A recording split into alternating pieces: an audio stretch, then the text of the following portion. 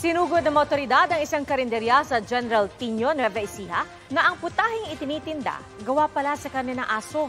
Timbog ang senior citizen na may-ari nito na dati nang naaresto sa parehong reklamo. Nakatutok si Nico Wahe Exclusive.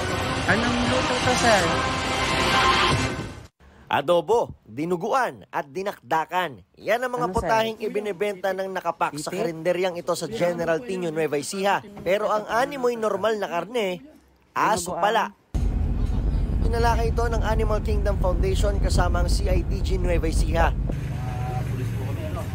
Naaresto ang senior citizen na may-ari ng karinderya na si Simeon Pascual na noong unay nagsinungaling pa kung anong klase ng karne ang kanyang itinitinda. Titik, pwede ko bang makita?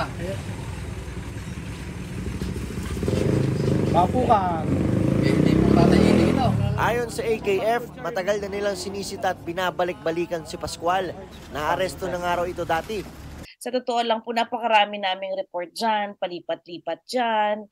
At sabi nga namin, eto na naman siya, hindi pa rin siya tumitigil. Imbes na tumigil, tila mas lumaki pa raw ang operasyon ni Pascual. Nag-test buy muna kami, chinek po muna namin at pinatest po natin ito. Positive naman po na talagang karne ito ng aso. At bumalik po kami ulit, kasama na po namin ulit ang mga pulis at nag-test bike po kami ulit at positive na naman po ito. National Meat Inspection Service ang nagkumpirma na aso nga ang mga tinitinda ni Pascual. Saan niyo po kinukuha yung aso? Dito lang po nabili. Binibili niyo? Magkano po bili niyo sa kanila? Hindi siya po, sa kilo. Nasa 75 pesos naman kada pack ang benta ni Pascual sa karne ng aso. Ayon kay Atty. Kagiwa, sa itsura pa lang, pwede nang malaman kung aso ang itinitinda. Usually, maliliit ang meat nito, maninipis, firm, at hindi ito mataba.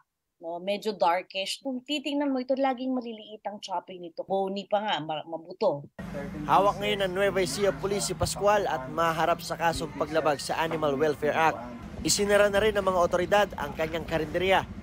Para sa GMA Integrated News, Nico Wahe, nakatutok 24 oras.